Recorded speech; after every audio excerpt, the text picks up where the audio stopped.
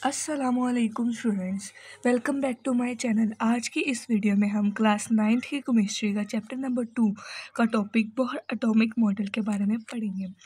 In 1913 Nils Bohr proposed a model for hydrogen atom which is called the Bohr atomic model. 1913 में Nils Bohr ने एक experiment किया जिसे hydrogen atom के ऊपर किया गया और जिसे बाद में बोहर एटॉमिक मॉडल का नाम दिया गया। अब इसमें उसने क्या किया था, इसमें उसने एक एटम लिया जिसके अंदर न्यूक्लियस है और उसके इर्द गिर्द एक इलेक्ट्रॉन्स है जो रिवॉल्व कर रहे हैं। इसमें उसने अपने एक्सपेरिमेंट में ये उसने कंक्लूड किया था कि an electron when move toward lower energy shell it release energy and when an electron move toward the upper shell it gain energy. यानी उसने ये कंक्लूड किया था कि जब एक इलेक्ट्रॉन जो है ना वो एक लोअर शेल में जाएगा ना तो ये एनर्जी रिलीज करेगा, रिलीज एनर्जी। ठीक है, क्योंकि ये हाई एनर्जी शेल से लो एनर्जी शेल में जा रहा है। और जब ये इलेक्ट्रॉन है ना, ये जब हायर एनर्जी शेल की तरफ जाएगा ना तो ये गेन एनर्जी करेगा, यानी एनर्जी जोन सी है वो अंदर की तरफ आएगी, इट गेन एनर्जी। उसने अपने एक्सपेरिमेंट में यही देखा था कि जो सा इलेक्ट्रॉन है वो एक शेल से दूसरे शेल में कैसे जंप करता है, या उसने जानना है तो वो कैसे जाएगा। तो उसने अपने एक्सपेरिमेंट में ये कंक्लूड किया था कि जो एक इलेक्ट्रॉन है वो हाई एनर्जी शेल से जब लो एनर्जी शेल में आएगा तो एनर्जी रिलीज करेगा, यानी उसके अंदर हाई एनर्जी शेल है, यानी वो हाई एनर्जी शेल में तो उसके अंदर एनर्जी भी ज़्यादा होगी, तो उसे लो एनर्जी शेल में आने के लिए कुछ अमाउंट ऑफ एनर्जी रिलीज करनी पड़ेगी, नहीं तो वो लो एनर्जी शेल में नहीं आ पाएगा। और इसी तरह जब उसने एनर्जी रिलीज़ की तो वो लो एनर्जी शेल में आ गया। और इसी तरह जो लो एनर्जी शेल अगर वो हाई एनर्जी शेल में जाना चाह रहा है तो एनर्जी गेन करेगा, यानी वो एक्साइटेड होगा। एक्साइटेड होने के लिए उसे एनर्जी चाहिए, एनर्जी गेन करेगा, उसके बाद वो एक्साइटेड होगा और एक्साइटेड होने के बाद वो लो एनर्जी शेल से हाई एनर्जी शेल की तरफ जंप करेगा। और उसने ये भी कहा था कि अगर and when electron present in each shell has fixed energy, यानी जब एक इलेक्ट्रॉन अपने प्रेजेंट शेल में मौजूद है ना तो उसकी एनर्जी उसी शेल में मौजूदगी के पर उसकी एनर्जी फिक्स्ड होगी, ना वो गेन करेगा ना वो लॉस करेगा, क्योंकि वो उसी शेल में है जहाँ पे उसने रहना है। अब वो ना लोअर शेल एनर्जी में जाएगा ना हायर शेल एनर्जी में जाएगा, तो उसकी एनर्जी जो सी है वो फिक्स्ड है। आगे देखते हैं, आगे उसने कुछ शेल्स और सब शेल्स के बारे में बताया था।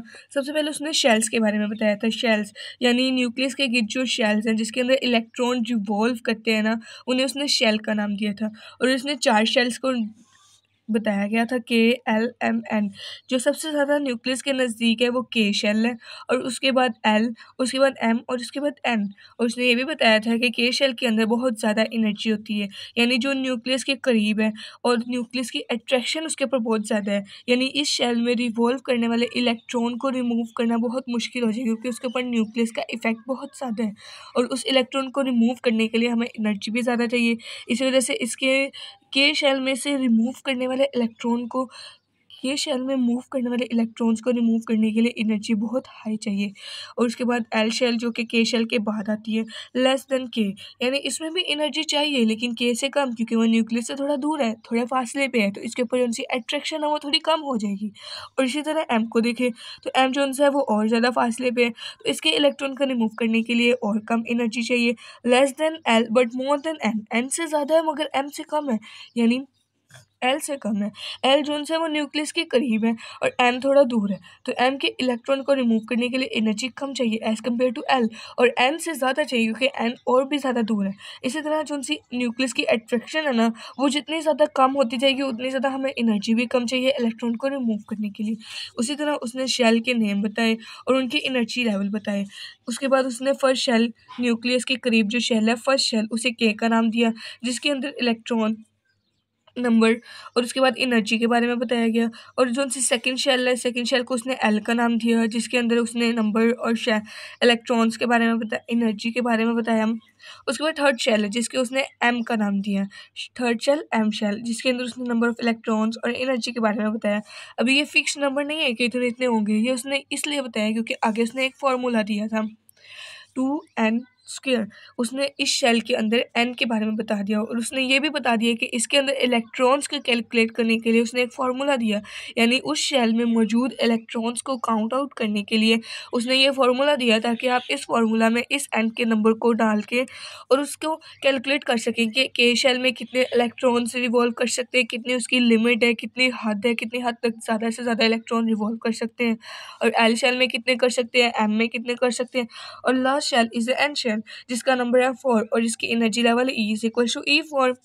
अब उस फॉर्मूला के रिलेटेड हम अगर देखें तो इलेक्ट्रॉन्स को हम कैसे निकाल सकते हैं। देखिए यहाँ पे के शेल के अंदर n नंबर था 1, तो इस फार्मूला में अगर हम n नंबर को डालें तो 1 था, तो 1 का स्क्वायर 1 नहीं होते हैं, तो 1 का स्क्वायर लेके उसे 2 के साथ मल्टीप्लाई किया तो 2 आंसर आया, यानी कि शेल में 2 इलेक्ट्रॉन्स रिवॉल्व करते हैं मैक्सिमम, इससे ज़्यादा इलेक्ट्रॉन्स नहीं आ सकते।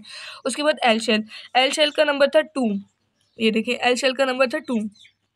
अगर हम फॉर्मूला के हिसाब से देखें तो 2 एन की जगह हम 2 डालेंगे और उसका स्क्वायर लेंगे, इसी तरह एन की जगह 2 डाला उसका स्क्वायर लिया और उसे 2 के साथ मल्टीप्लाई किया तो 2 का स्क्वायर लें तो 4 आता है, उसे 2 के साथ मल्टीप्लाई करें तो 8 आता है। It mean it has 8 electron. इसका मतलब कि एल शेल में टोटली 8 इलेक्ट्रॉन रिवॉल्व करते हैं और ये इसकी लिमिट है, इससे ज़्यादा इलेक्ट्रॉन्स नहीं आ सकते। हम रिमूव तो कर सकते हैं एनर्जी लेके, लेकिन इससे ज़्यादा ऐड नहीं करवा सकते क्योंकि इसकी लिमिट से बहुत ज़्यादा हो जाएगा। और उसके बाद एम शेल और एन शेल का भी इसी तरह हम कैलकुलेट कर सकते हैं, एन की जगह उनकी वैल्यूज़ डाल के और उसके बाद उनका स्केल लेके और 2 के साथ मल्टीप्लाई करके, जैसे कि बोहर ने अपना फार्मूला दिया था इलेक्ट्रॉन्स को कैलकुलेट करने के लिए। उसके बाद सब शेल की तरफ आते हैं। These shells are further subdivided into subshell या ऑर्बिट। यही शेल जो है ना वो फर्दर सबडिवाइडेड होती है जिसे सब शेल्स या ऑर्बिट का नाम दिए जाते हैं। और सब शेल्स 4 होती हैं, S, P, D, F। और सब शेल को हमेशा स्मॉल लेटर से रिप्रेजेंट किया जाता है और शेल को हमेशा लार्ज लेटर से रिप्रेजेंट किया जाता है। इसके बाद उसने ये बताया कि जो से सब शेल्स है ना उसके अंदर कितने इलेक्ट्रॉन्स की टेंडेंसी है। एस शेल है उसके अंदर 2 है, पी शेल है उसके अंदर 6 इलेक्ट्रॉन्स है, डी शेल उसके अंदर 10 और एफ शेल है इसके अंदर 14। और उसने ये भी बताया कि the shells has tendency to accommodate the electrons according to their vacancy, यानी दी शेल ये उनसे शेल्स है ना इसके अंदर वही इलेक्ट्रॉन्स अकोमोडेट करेंगे जितनी इनके अंदर वैकेंसी है, इससे ज़्यादा ये इलेक्ट्रॉन अपने अंदर अकोमोडेट नहीं कर सकते इन फर्स्ट शेल। अब हम एग्जाम्पल में अगर हम देखें कि ये शेल के अंदर इलेक्ट्रॉन्स कैसे मतलब रिप्रेजेंट हो रही है, कैसे रिवॉल्व कर रहे हैं, अगर किसी के पास ज़्यादा इलेक्ट्रॉन्स है तो वो किस किस शेल में जाएंगे ये हम देखने जा रहे हैं। In first shell there are 2 electrons which gone to as sub shell, यानी एक फर्स्ट शेल यानी के शेल है, ठीक है, उसके अंदर 2 इलेक्ट्रॉन्स रिवॉल्व करते हैं और उसकी सब शेल यानी एस उसके अंदर वो जाएंगे क्योंकि एस की भी जो सी लिमिट है वो 2 है, ठीक है, तो के की लिमिट भी 2 है तो वो एस सब शेल में चली जाएंगी, उसे मजीद सब शेल की ज़रूरत ही नहीं है क्योंकि उसके पास मजीद इलेक्ट्रॉन्स ही नहीं है। इन सेकंड शेल कौन सी थी, एल शेल। एल शेल की लिमिट थी 8 इलेक्ट्रॉन्स की लिमिट थी, तो इसे एस सब शेल और पी सब शेल की भी ज़रूरत है। इसी तरह उन्होंने बताया कि जो इसके अंदर 8 इलेक्ट्रॉन होते हैं विल बी फर्दर सब डिवाइडेड, जो कि आगे सब डिवाइडेड होंगे इनकी सब शेल्स के अंदर। एस सब शेल्स हैव 2 इलेक्ट्रॉन, इसमें एस सब शेल के अंदर सिर्फ 2 इलेक्ट्रॉन्स होंगे और बाकी बचे 6 इलेक्ट्रॉन्स, और वो जो से 6 रिमेनिंग इलेक्ट्रॉन्स होंगे ना वो पी सब शेल में जाएंगे, अकोमोडेट करेंगे। इसी तरह अगर किसी शेल के अंदर ज़्यादा इलेक्ट्रॉन्स हैं तो वो ज़्यादा सब शेल को यूज़ करेगा, जैसे अब यहाँ पे देखिए इसकी एंड वाली सब शेल है एफ सब शेल, यानी 14 इलेक्ट्रॉन तक ये ले सकती है। और अगर शेल एम है तो एम शेल के अंदर मोस्टली ज़्यादा से ज़्यादा कितने आ जाएंगे और वो इस सब शेल्स के अंदर अकोमोडेट कर सकते हैं। इसी तरह उसने सब शेल्स के बारे में बताया, शेल्स के बारे में बताया और उसने ये भी बताया कि इलेक्ट्रॉन्स के जो से इलेक्ट्रॉन्स हैं वो कैसे रिवॉल्व करते हैं। अच्छा तो स्टूडेंट्स, अगर आपको मेरी वीडियो पसंद आई हो तो इसे लाइक करें और अगर आपका इससे रिलेटेड कोई क्वेश्चन हुआ तो कमेंट बॉक्स में कमेंट करें, इंशाल्लाह आपको जल्द रिप्लाई मिलेगा। और ऐसी मोर इन्फॉर्मेटिव वीडियोस के लिए मेरे चैनल को सब्सक्राइब करें। उतनी देर के लिए अल्लाह हाफिज़।